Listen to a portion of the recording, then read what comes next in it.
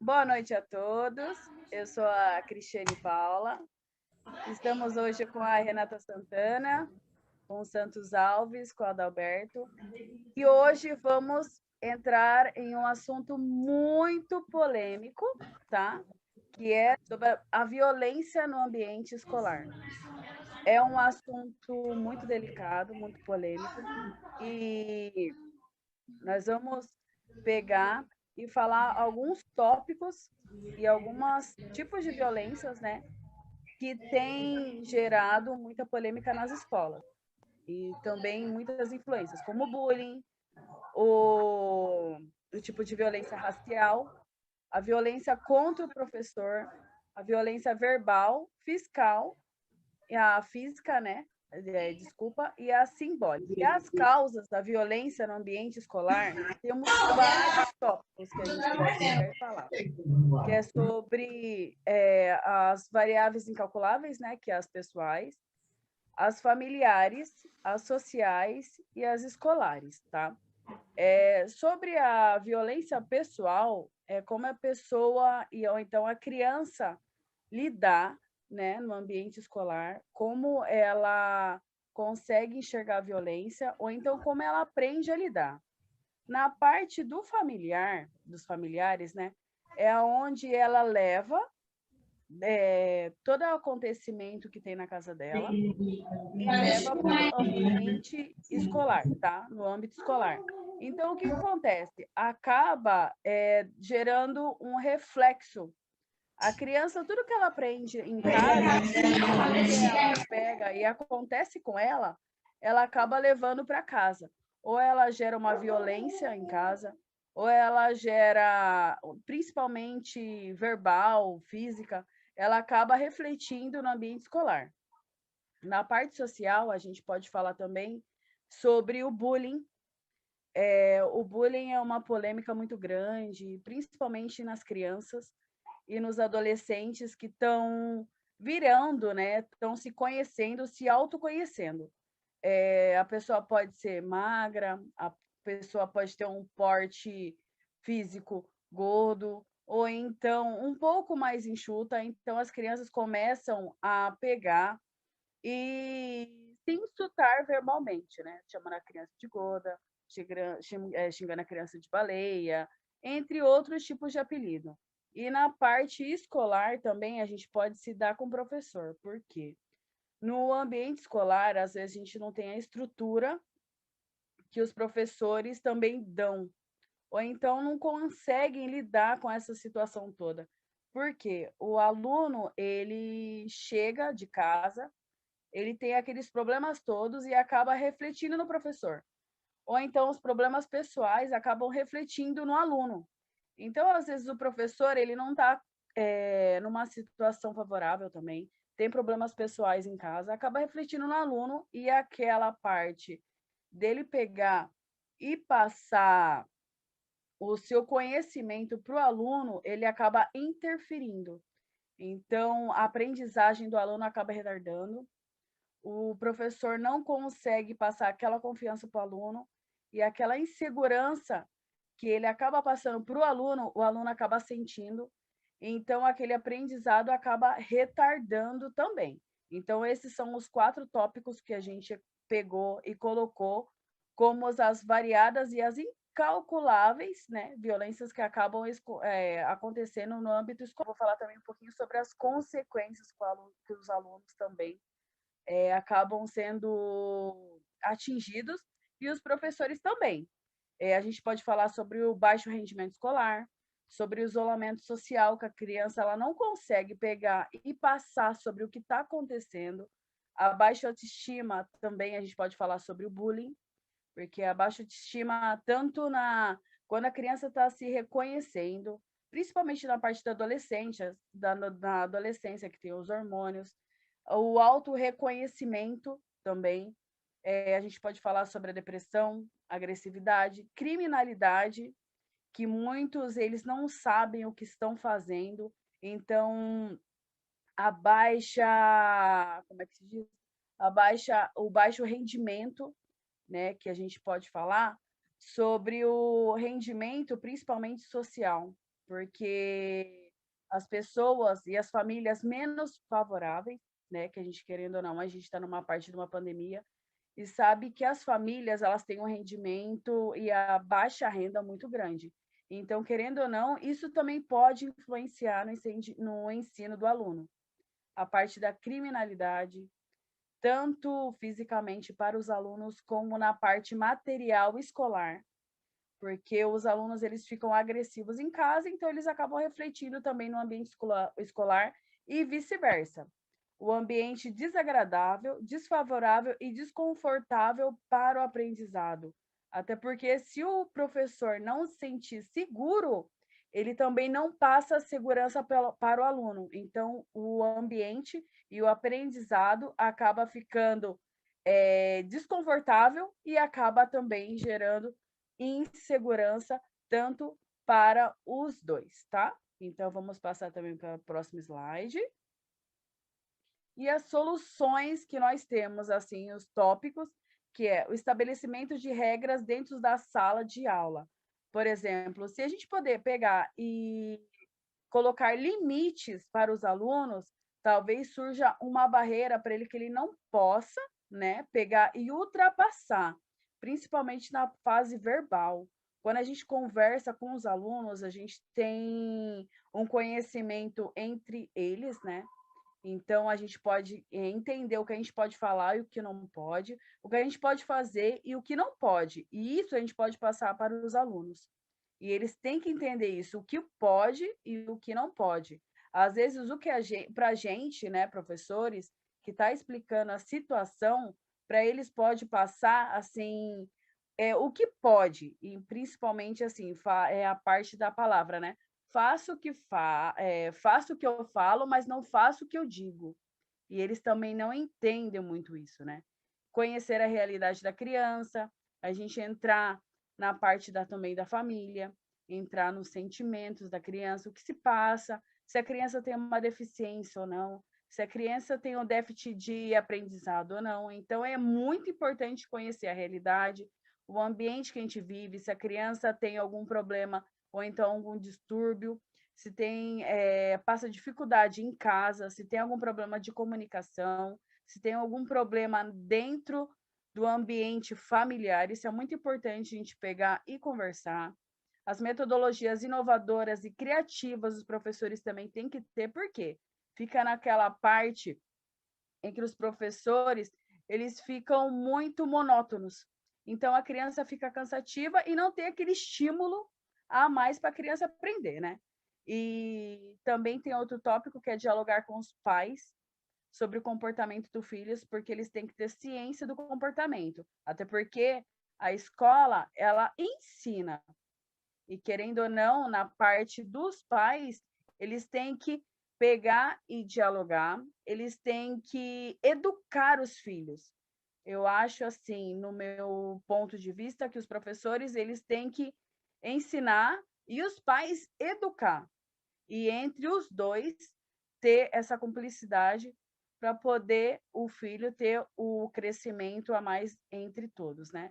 E os pais sempre estão presentes nas reuniões e nos conselhos, para eles estarem a par, então, presentes de tudo o que está acontecendo, dos acontecimentos entre a escola, para eles pegarem e também, como é que se diz, ficarem mais presentes em tudo que acontece nas reuniões, nos conselhos, eles também darem conselhos de melhorias, tá? E também tem outro tópico que é evitar discussões entre os alunos para não causar transtornos. Tem muitos pais que eles são agressivos, eles não escutam, né, os professores ou então os educadores, quando a gente vai pegar dar uma opinião ou então falar sobre a situação entre que o seu filho ou então o filho da pessoa, né, aconteceu ou então foi relatar. Os pais, eles sempre entram em julgamento em vez de pegar e escutar.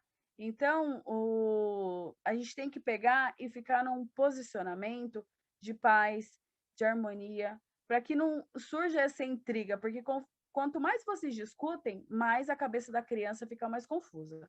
E também, o último tópico é buscar o envolvimento da família através de palestras e ações educativas. como a gente pegou também falando uns tópicos sobre o comportamento, a partir do envolvimento familiar é fundamental.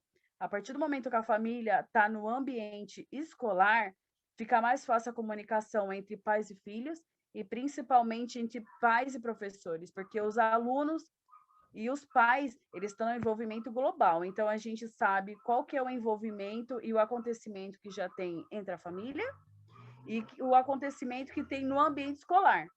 Então, isso engloba toda a situação. A gente pode pegar, ajudar os alunos numa melhoria muito maior, até porque a partir do momento que a família e os diretores e os pais têm o envolvimento e têm o conhecimento da situação sobre o aluno, fica mais fácil, né, o aprendizado e o desenvolvimento dos alunos no ambiente escolar. Bom, a conclusão que a postura profissional do educador deve demonstrar o controle emocional mesmo durante os movimentos de conflito. É difícil, né? Os professores, os educadores estar nessa linha de frente, até porque a gente muitas vezes, né, os educadores e professores não sabem o que acontece, por que daquele comportamento dos alunos, né? Então fica difícil. Então, tanto os professores como os alunos, eles devem ter um comportamento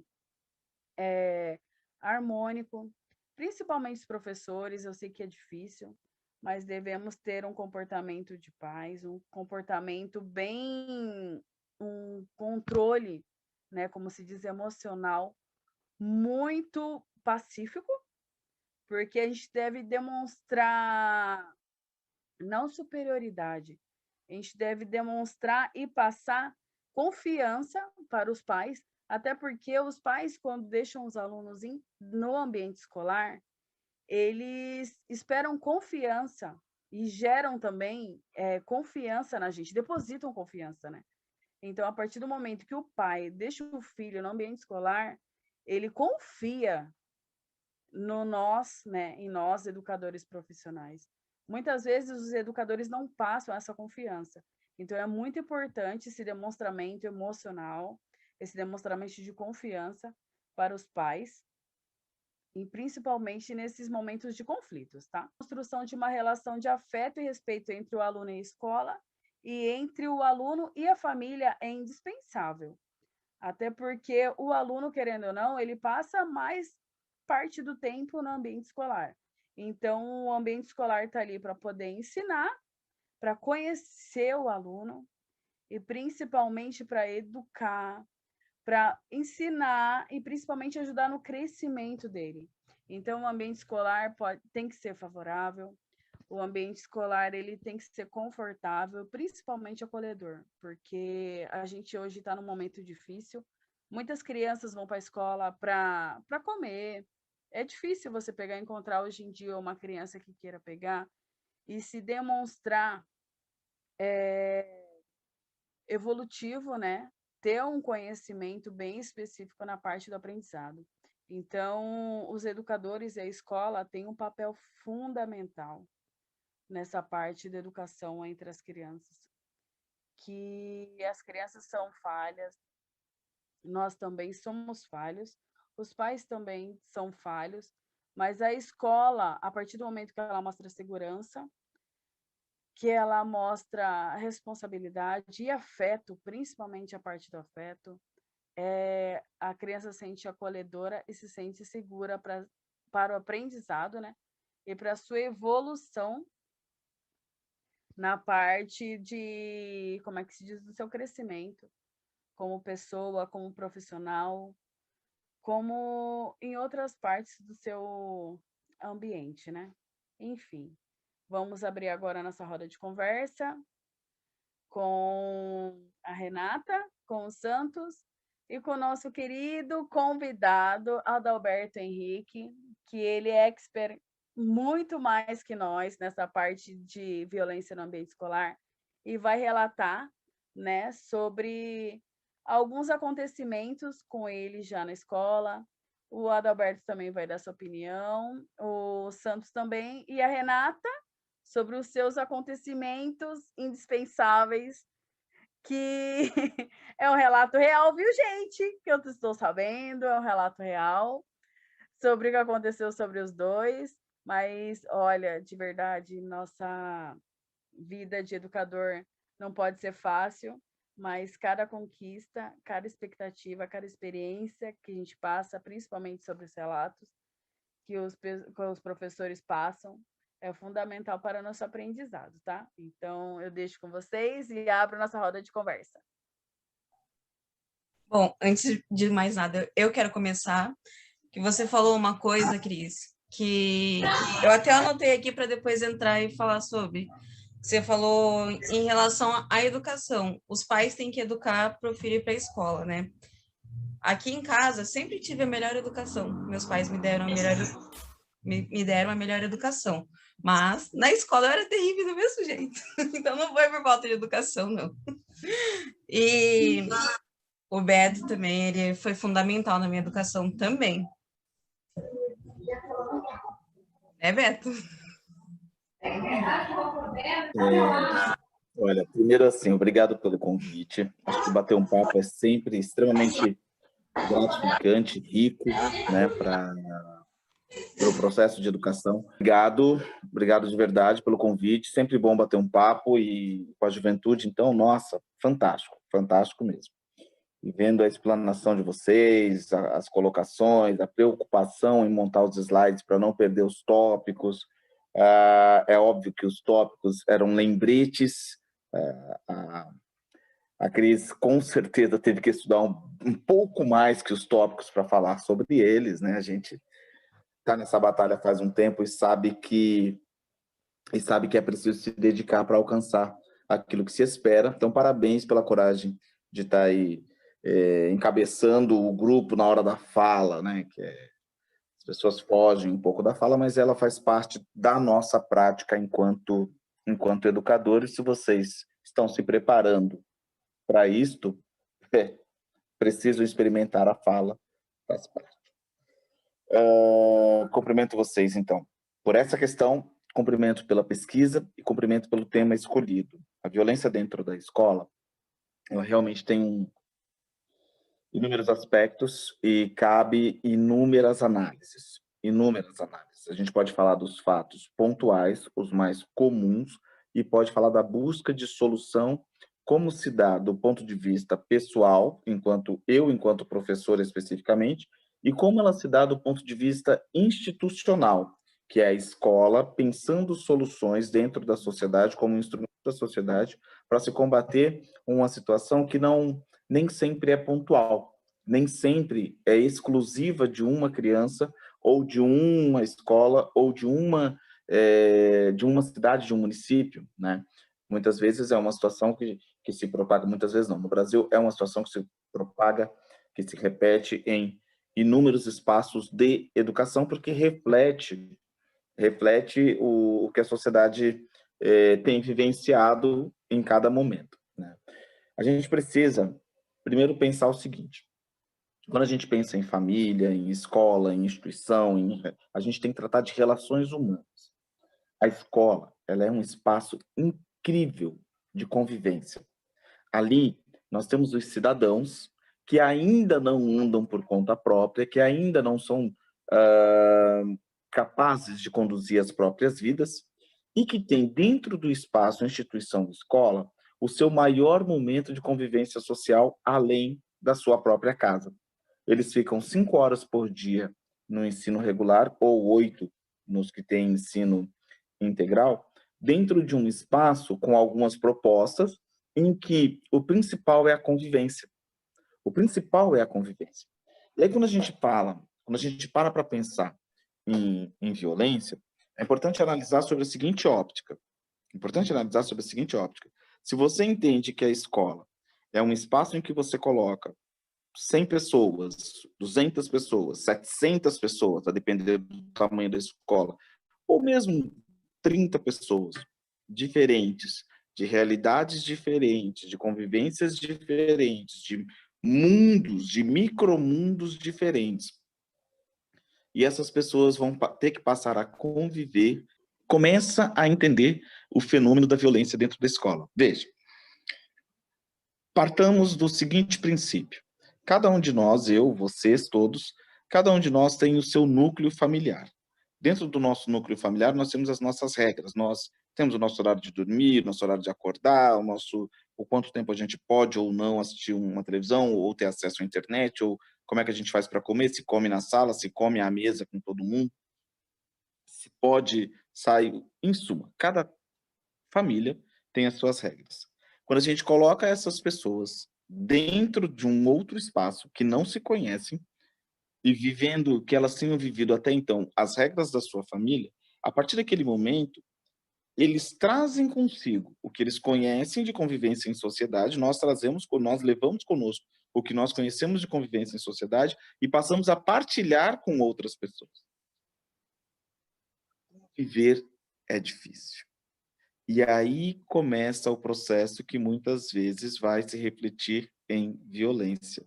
E entender isto, Renata, Cris, o menino, eu esqueci o nome, entender isso é importantíssimo. Importantíssimo porque a violência, ela é normalmente um sinal de que a comunicação não foi eficiente. Ela é um sinalzinho de que o que eu estou tentando passar não está sendo eficiente, ou seja, pela forma como eu estou passando, ou seja, pelo meu receptor, ou seja, o aluno, ou seja, pelo meu aluno que não está pronto para entender aquilo que eu gostaria de passar. E aí, quando essa comunicação não é eficiente, quando duas pessoas não conseguem se comunicar de forma eficiente, provavelmente, uma delas vai manifestar a sua vontade de se fazer entender ou impor o seu ponto de vista sobre aquela situação que está sendo discutida de uma forma violenta. E aí essa violência vai se dar por meio verbal, por meio físico e muitas vezes até de uma forma que é ainda pior do que o meio físico, muitas vezes até se reunindo em grupos para poder impor um ponto de vista, diminuindo a outra pessoa, que é o caso do bullying, por exemplo. Então, estou falando tudo isso para dizer o seguinte: o buraco é mais embaixo. É importante entender como é que essa violência chega dentro da escola e ela se vem das relações humanas e se vem de uma comunicação mal feita. E aí fica a primeira coisa para vocês anotarem. Anotem, por favor, comunicação não violenta. Estudem o tema. É o tema da vez dentro da educação. Todo mundo que é diretor de escola, que é coordenador de escola, que quer pensar em educação, está estudando esse tema, né, que é o CNV, comunicação não violenta. É o tema do momento, está tendo congressos e congressos em cima dessa questão, porque se sabe hoje que a violência é uma pandemia, porque acontece no mundo inteiro, né, dentro das unidades escolares, porque está vinculada a essas questões de relações humanas e comunicação não eficiente. São dois pontos importantíssimos.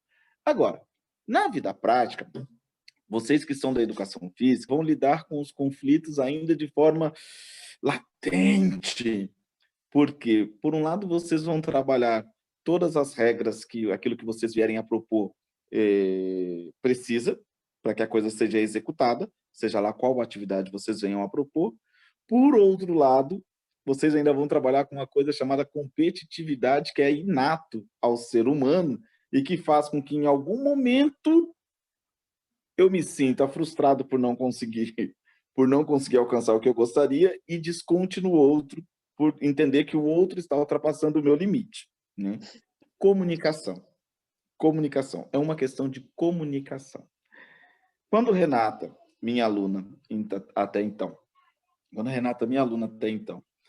num determinado momento, começou a praticar um esporte que ele tem uma característica um tanto quanto do contato e um tanto quanto da autodefesa, ela não conseguiu naquele momento, por ser criança, obviamente, não conseguiu naquele momento entender que as regras daquele esporte se dava entre os praticantes do próprio esporte e num determinado local especificamente, né? O que acontece com uma criança quando a comunicação não é eficiente? Ou com um ser humano, com um adulto, comigo, com vocês, com todo mundo, com um idoso, não importa. Quando a comunicação não é eficiente. você usa daquilo que você tem para impor aquilo que você gostaria. O que acontece? Nessa ocasião, ela já tinha aprendido uma técnica específica daquele esporte, e numa situação em que ela se viu discutindo com um outro aluno, né, que por sinal, ela se viu muito rapidamente aplicando uma técnica que ela tinha aprendido dentro para ser utilizado num determinado contexto no colega, justamente porque não conseguiu se comunicar como deveria. Em outras palavras, ela quase desmaiou o menino com o mata-leão que tinha aprendido no jiu-jitsu. Não que eu queira contar o que aconteceu há 15 anos, não, nada disso, pelo contrário. Eu cheguei a desmaiar ele. Então, pois é. Porque a Renata é má? Claro que não. Porque a Renata é má? Claro que não. Porque o menino mereceu? Claro que não também. Ou pelo menos eu não vou dizer isso. Claro que não também. Claro que não também. Quando você para olhar só o fato, o que você faz? Você sai punindo as pessoas. Você sai punindo as pessoas, achando que o seu ato violento por seu professor, o seu grito, o seu bater na mesa, o seu poder de suspensão, o seu poder de expulsão, se for o caso, o seu ato violento por ser fisicamente maior e estar numa posição hierárquica maior, ele não resolve o problema.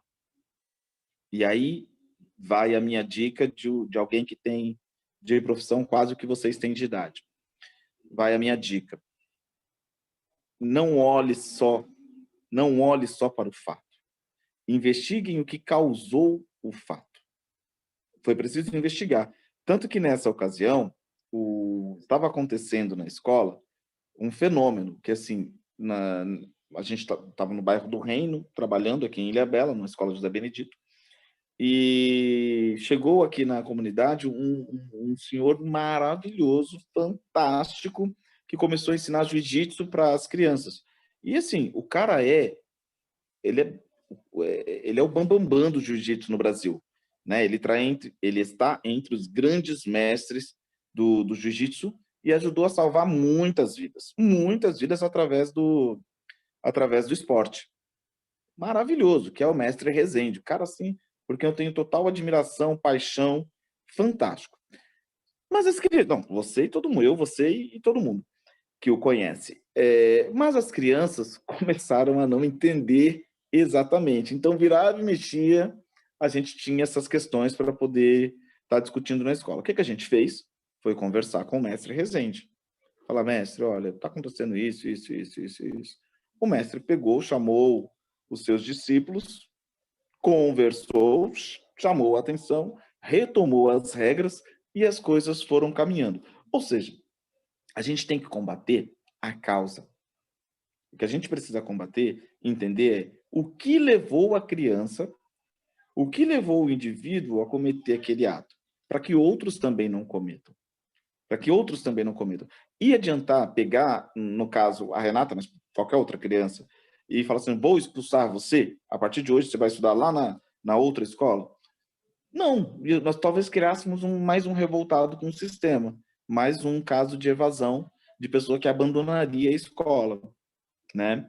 Como aconteceu com tantas outras crianças. O que a gente fez? Foi atrás de entender o processo, do porquê isso estava acontecendo, e aí a gente fez uma coisa que a gente achou muito legal, que foi levar as aulas de jiu-jitsu para dentro da escola.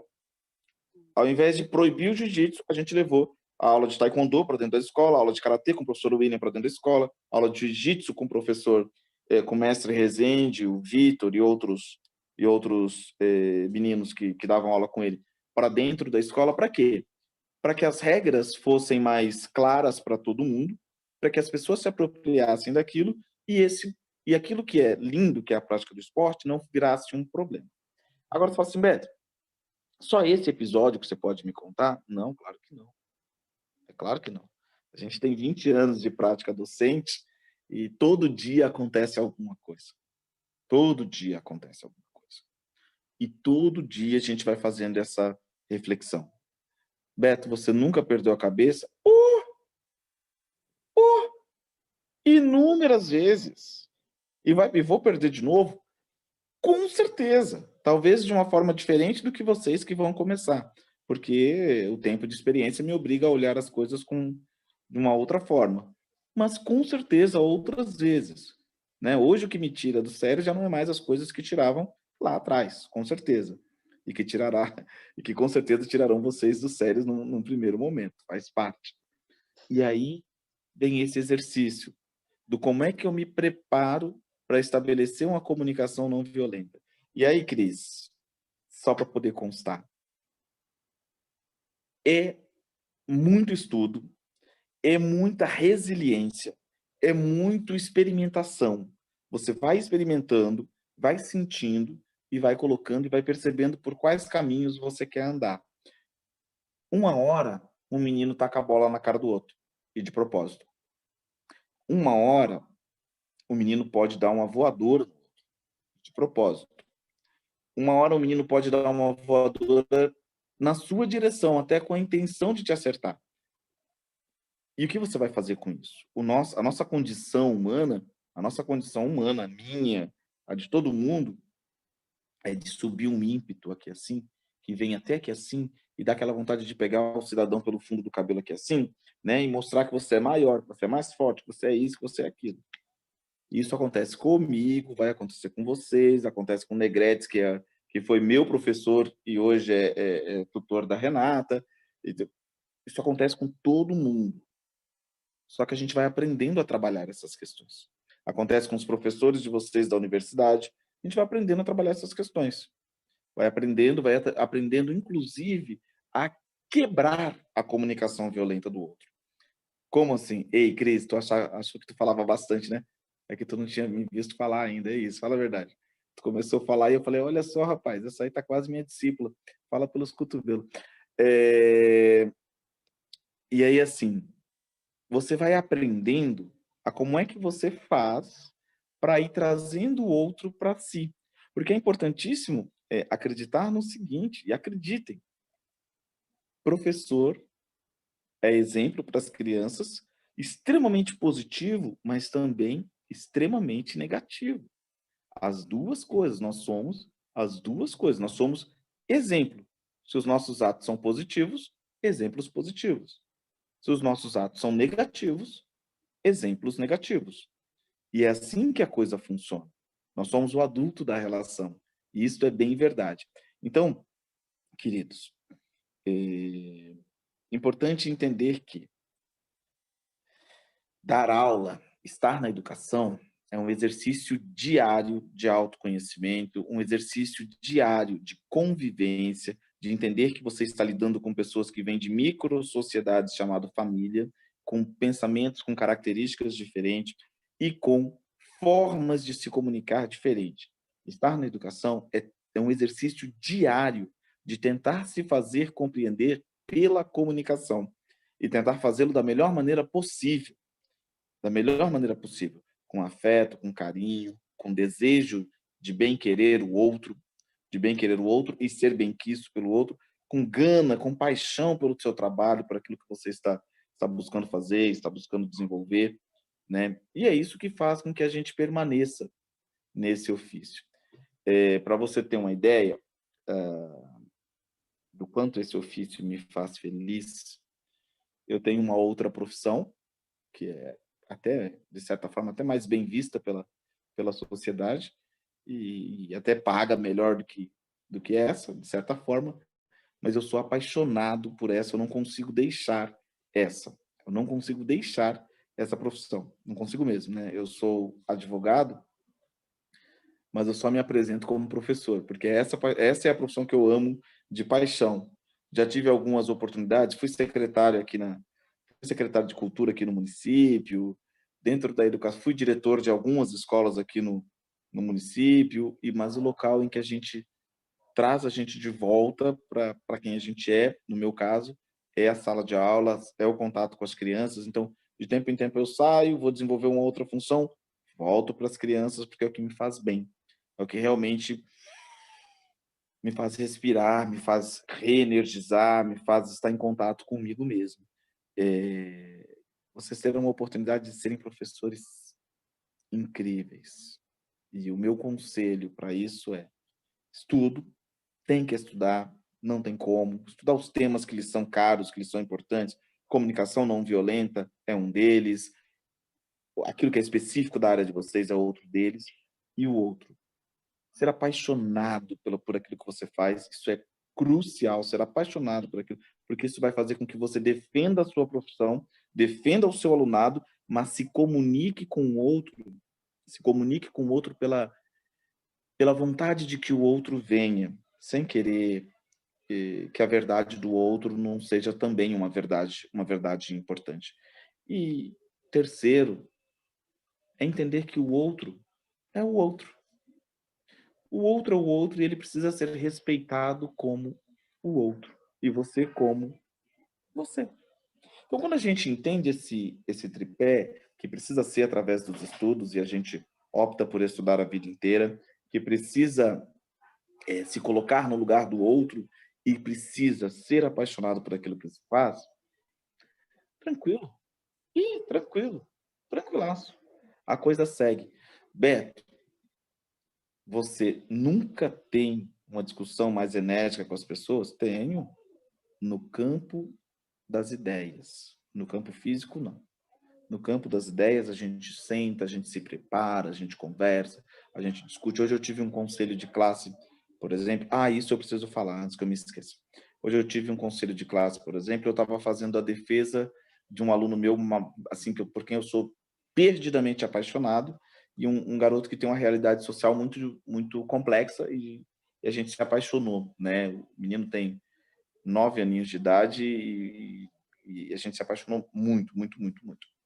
E aí uma pessoa da Secretaria de Educação fez uma fala sobre a minha fala e a gente entrou num embate, e um embate muito rico, um embate muito importante, um embate que tratava de uma coisa que é uma outra coisa que vocês, se quiserem seguir nesse tema de estudar um pouquinho mais a fundo sobre a questão da violência e sobre a questão das soluções, institucionalmente, existe uma coisa chamada rede de proteção. Anota aí, depois vocês olham.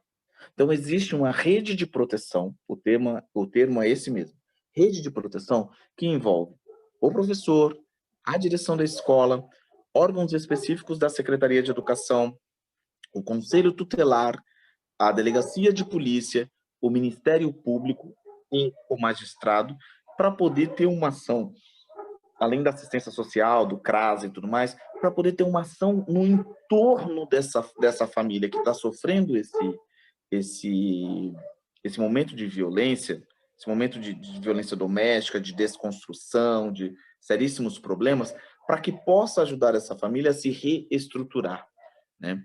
Só que se a gente também não conhece dessa rede, se a gente também não conhece desse sistema, a gente fica com uma frustração muito grande. Imagina você dando aula de natação, dando aula, sei lá, do que for, de dança, de tênis, do que for, de futebol, e uma garota vem conversar com você e te fala, e deixa, no âmbito da confiança, te fala que sofreu um estupro.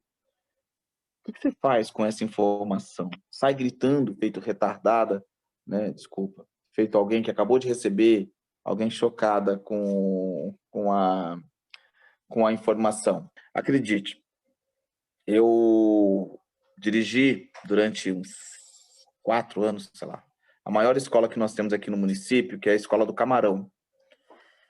Dirigi a Escola do Reino também por mais uns 2, 3 anos, dirigi outras escolas. Eu já vi coisas das quais vocês falariam, das quais vocês vomitariam, porque eu já vomitei. E a forma de resolver não é botar uma arma na cintura e dar tiro nas pessoas. A forma de resolver é entendendo como funciona o sistema e usando o sistema a seu favor e a favor da vítima. Meninos, educação é apaixonante. Educação é apaixonante. Ajudar os meninos a mudar de realidade, a mudar de vida, por meio da educação, a perceber perspectiva, por meio da educação, é lindo, é incrível e vale a pena. Acredite, a profissão que vocês estão entrando vale muito a pena. Vale.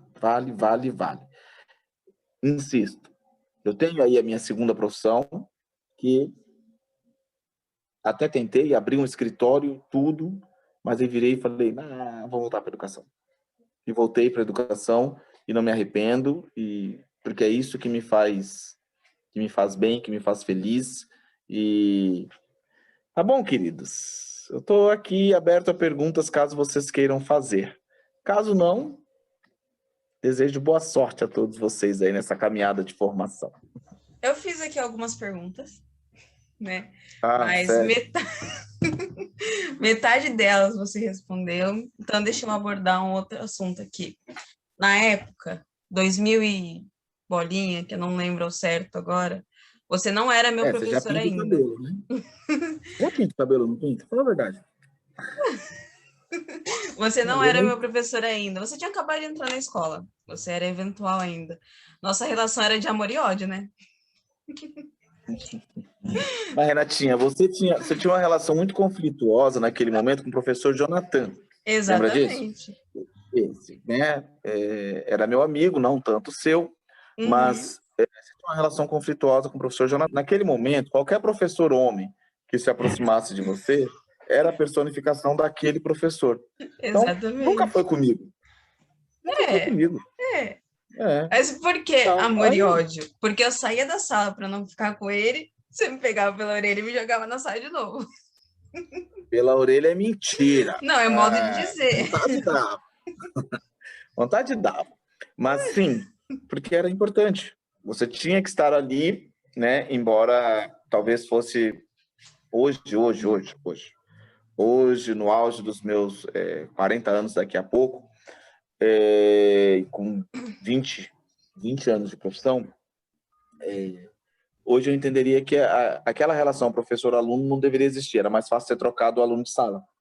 Hoje, depois de ter passado por inúmeras direções de escola, depois de ter estudado muito, depois de ter feito 3 faculdades, depois de ter lido mais de 200 livros, depois e ter vivenciado, ter sido professor de mais de 1000 crianças. Então, hoje, eu sei disso. Naquele momento, se você não estava na sala de aula, era porque você era uma abusada, folgada, que tinha que estudar, e não queria estudar e estava só enrolando. Mas tudo isso, é processo, é amadurecimento, Sim. Entende? É amadurecimento, é crescimento e tudo. E naquele momento foi uma comunicação extremamente violenta da minha parte. Não sentar para te ouvir, não sentar para entender o teu momento, o teu processo. E a situação se dá quase que obrigatoriamente. Ou vai, ou é isso, você não tem alternativa, né? Mas era o momento. O professor Beto de 2003, 2004, não é o professor Beto de 2001, né? E assim, de 2021. E assim sucessivamente, né? A gente vai mudando, graças a Deus, ao longo do tempo. Eu não sei se foi trauma, não sei o que foi, porque eu tive aula depois com a Fátima, com a Tati Bruxinha, e depois foi para você, né? Nossa, eu era terrível com você, eu era terrível. Mas, assim, algo que realmente mudou a minha vida. Antes, eu ainda tinha até pedido para minha mãe, me muda de sala, pelo amor de Deus. Minha mãe foi tentar me mudar de sala, não conseguiu de jeito nenhum. Você não deixou? Minha mãe foi na Secretaria de Educação, foi tentar me mudar de escola, estava lá, pedido do Beto, não mudar ela de sala. Aí, aos poucos, foi domando essa menina. Aos poucos foi me domando. Você sabe que a Renata é um desses casos que a gente tenta se livrar ao longo da vida e não consegue, né? A Renata é minha afilhada, ela é a afilhada da minha esposa, né? Então, é uma dessas coisas. Renata é um negócio de paixão tão grande que durante anos, na data do meu aniversário, eu nem lembrava, ela aparecia com um bolo de chocolate na escola para mim. Ela chegou... Uma vez eu estava me despedindo da turma, não sei por quê, que eu estava saindo da escola, sei lá, talvez para dirigir alguma escola, sei lá, não lembro mais o que eu fui fazer.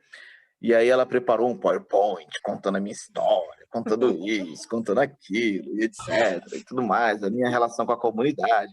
Então, é alguém que eu tenho um carinho todo especial e me deixa muito orgulhoso de vê-la traçando aí caminhos pela educação. Aí para piorar, agora ela tá com o meu cunhado, né, que o Negrete, que a gente citou no início, é casado com a minha irmã. E ela tá dando um jeito de se infiltrar até na minha família, que eu tentei esconder dela lá em São Sebastião. Essa aí é a verdade. Ô, professor, deixa eu te perguntar uma coisa. Na parte, por exemplo, da agressividade, a gente vê muitos alunos refletindo o comportamento que eles têm dentro de casa na escola. Como é que vocês lidam com essa situação da parte de agressividade?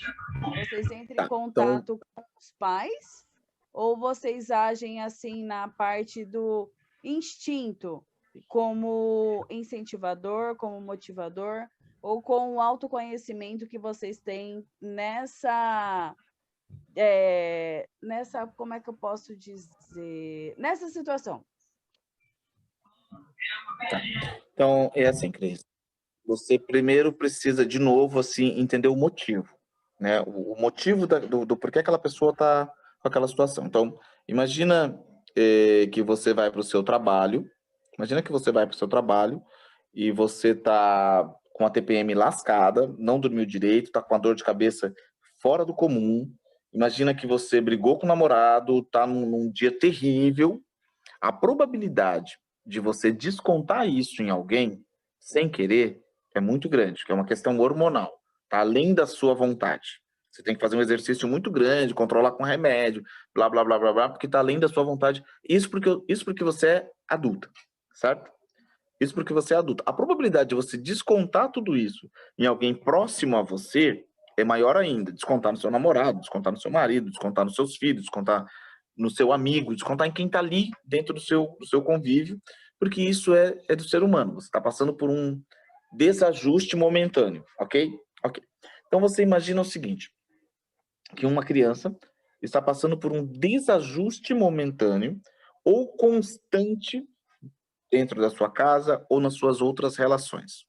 Ou nas suas outras relações. Em algum momento ela vai precisar explodir, porque ela vai explodir. Só que algumas vão se manifestar com um sono tremendo e vão dormir. Outras vão se esconder do mundo, botam um capuz aqui, ó, e você não consegue enxergar o rosto dessa criança.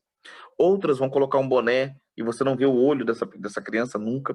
Outras crianças, outras crianças vão começar uma prática de olhar para o outro e começar a ofender o outro para que ele possa ser percebido, e a dor dele, ele prefere causar a dor no outro, que é o tal do bullying. Ele prefere causar dor no outro do que as pessoas percebam a dor dele, e outros não sabendo lidar com essa situação, vai descontar a sua agressividade por meio de socos e pontapés e palavrões, sem contar os desenhos e tudo. À medida que a gente vai estudando e tudo, você vai passando a reconhecer os primeiros indícios dessas questões. E aí o que você faz?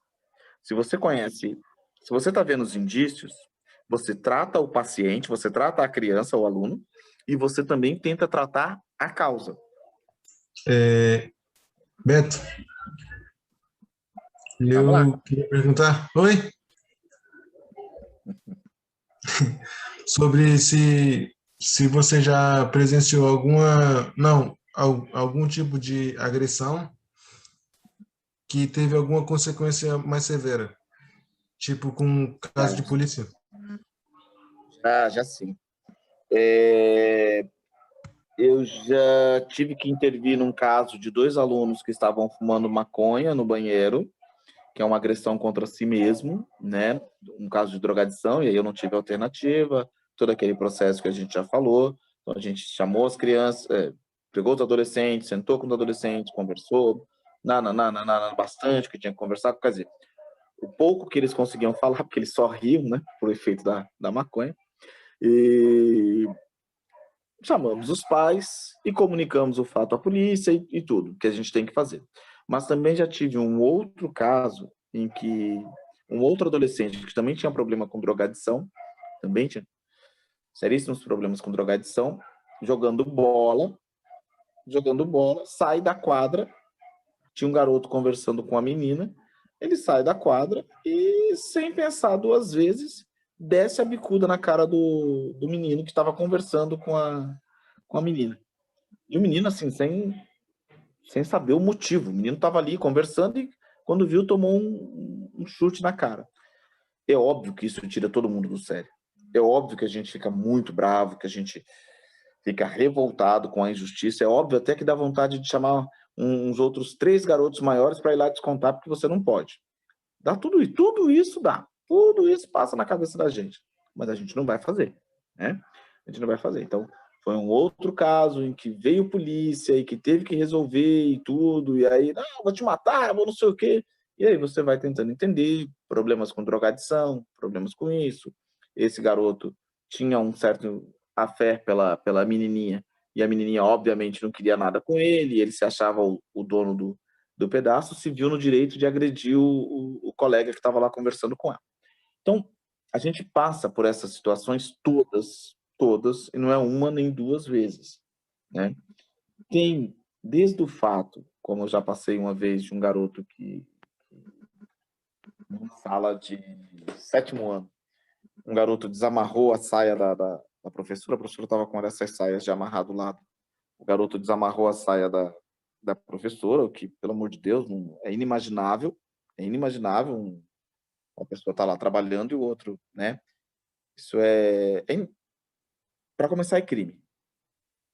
A gente foi lá e teve que resolver, a professora ficou muito magoada, muito machucada, chorou, né? Professor, só uma questão assim, tipo, em dúvida assim. Quando um aluno ele comunica a agressividade ou a agressão dentro de casa, por exemplo, ele chega e fala para você, relata, né, uma agressão. Como é que vocês lidam com esse tipo de comunicação? Como é que vocês, por Tá. exemplo, vocês falam com o conselho tutelar, vocês conversam com o Então, pai, vai que depender. é bem Isso, vai delicado. é, vai depender, né? Vai depender de cada situação. Veja, depois de um tempo, você acaba conhecendo. Depois de um tempo, você conhece as crianças, e vai conhecendo a comunidade. Se você fica 2, 3 anos e é alguém que quer se envolver com a comunidade, se você fica 2, 3 anos na mesma escola e você quer se envolver com a comunidade, você vai conhecendo quem é quem, coisa parecida, né? O que a gente faz? Por obrigação, a gente tem que informar a direção da escola, tá? Isso aí é por obrigação legal, senão é prevaricação, não é crime. Então, a gente tem que informar a direção da escola. Você vai até a coordenação, até a direção e fala, olha, tal aluno me relatou uma situação assim, assim, assado. Essa comunicação, ela corre em segredo. Ela não é uma comunicação aberta para todo mundo. A direção da escola, que é alguém que tem mais experiência, na teoria tem que ser alguém com mais experiência, né?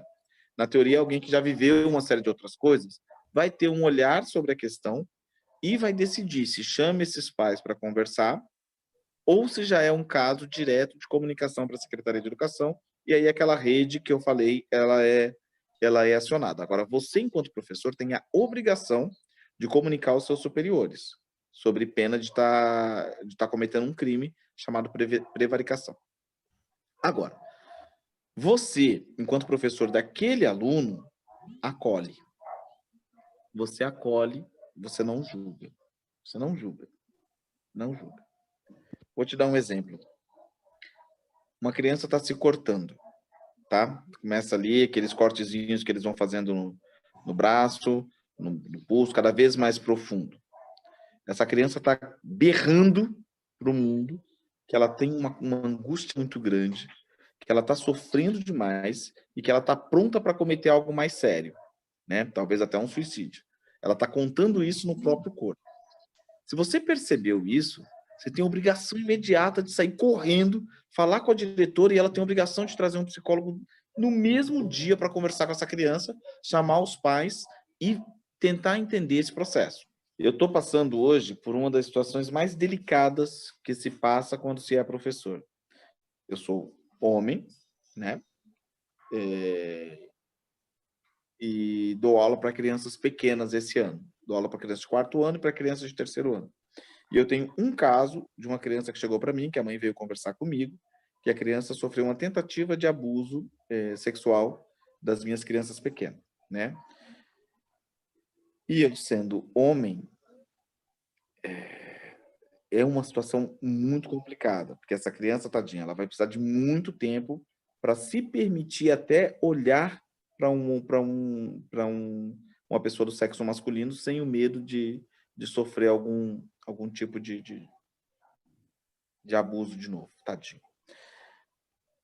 E eu fico ali nesse impasse todos os dias em como ajudar essa criança, como respeitar o momento que ela tá vivendo, que é o momento dela, de superação disso tudo, junto com os profissionais e tudo mais, e ao mesmo tempo, como me aproximar sem invadir o espaço dessa criança, sem ser violento com essa criança, né? É claro, no caso dessa criança, já foi acionada a rede, já foi isso, já foi tudo, no caso dessa criança. Mas é um exercício que eu tenho que fazer todos os dias. Todos os dias. Como é que eu vou abordar essa criança sem que ela se sinta ofendida, sem que ela se sinta amedrontada e que ela perceba em mim um tutor, uma pessoa que tem por ela carinho e tem o dever de proteção. Então, é também um exercício diário. É também um exercício diário. E aí sou eu me colocando na condição de aprendiz, de alguém que precisa olhar e falar: o que você sabe sobre comunicação não violenta, sobre a valoração do emocional para ajudar essa criança a voltar para o seu centro. E é isso. É isso. Cada dia é um dia. Cada dia é um dia. Por isso eu insisto, tem que estudar sempre, tem que olhar o outro com empatia e tem que ser apaixonado por isto. Tem que ser. Se você não tiver essas três coisas, se você não gostar de gente, cara, vai fazer outra coisa. Vai fazer outra coisa, vai dar aula em academia, que também é muito legal, vai fazer outra coisa. Mas não mexa com criança, não. Se você não gosta de gente, não gosta de cuidar, não gosta de educar, não mexa com criança. Vá ser feliz fazendo outra coisa. 1 milhão de outras coisas. 10 milhões de outras coisas. Vá, sei lá. Mas só vá mexer com criança, só entre para a educação se você falar: eu gosto de gente. Eu gosto de gente? Então, beleza. Então, isso aqui é comigo. Você não se sente confortável com gente, com os problemas humanos, vai virar advogado. É bom, né? É bom também. Bom, eu gostaria de agradecer pela presença. Eu também. Eu também. Grande aprendizado. Imagina. Foi um bate-papo muito carinhoso. produtivo, muito legal, muito bom. Isso é É um verdade. assunto viu, polêmico, professor? né? É um assunto polêmico, muito polêmico.